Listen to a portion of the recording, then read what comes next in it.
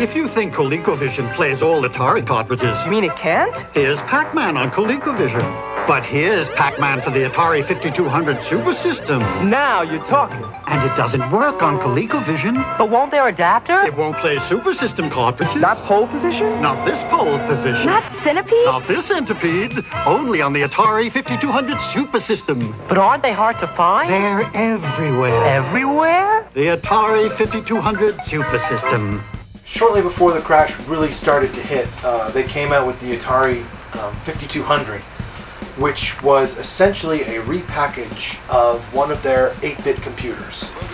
They just took away the keyboard and added the joysticks and made it take cartridges and simplified the interface, but essentially the hardware was still the same, therefore allowing them to quickly move games from the existing computer platform to a home console version. So it plays all the 2600 games? Unfortunately, it does not. It does not. This was one of the first real big strikes against Atari, in that they decided that no 2600 games would work with the 5200 until much later. And even then, compatibility was not guaranteed.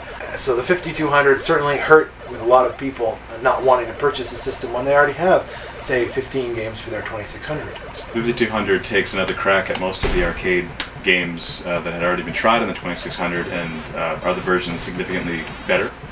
Certainly, the versions of games that are released for the 5200, which are a lot of the games that are released on the 2600, are done better. The hardware is better. Everything in general looks better.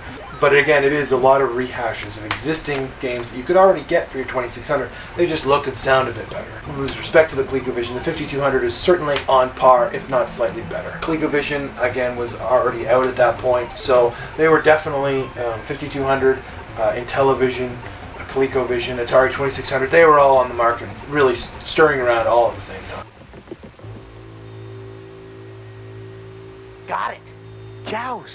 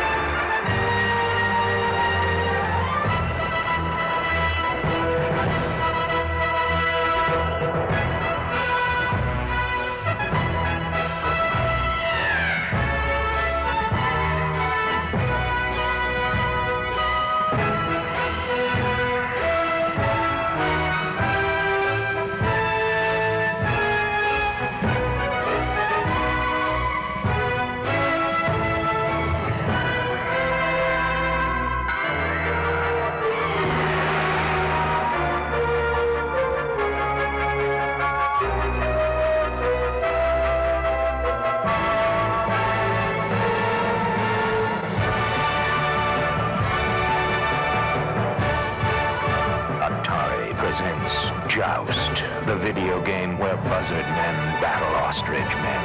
The graphics go beyond your wildest dreams.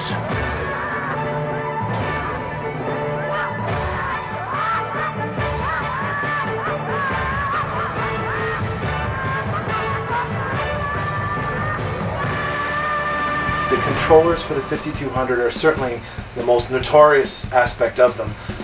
They were designed by a man who had never played video games before and never designed a control system before. And although they are analog, which makes them, by today's standards, very sort of forward-thinking, at the time, an auto-centering joystick was important. And these did not auto-center. And they also felt rather flimsy. A lot of people unpacking their 5200s thought the joysticks were broken right out of the package. So return rates were high, and that really makes it difficult for a lot of people to play who are used to all of these games, arcade, and all these previous systems all had auto-centering joysticks. So suddenly you've made it extremely difficult and starting to really make some games very frustrating to play.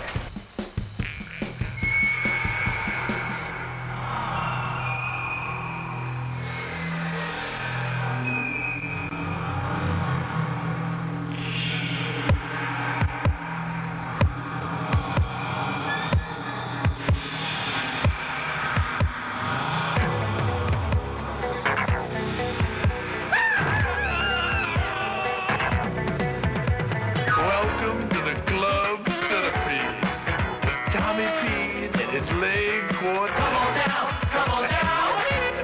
Come on down, everybody. We got more feet than you can count. We pick them up and we put them down. Come on down, come on down. We got those legs that are nice and hairy, but you can't choose 'cause we're too scary.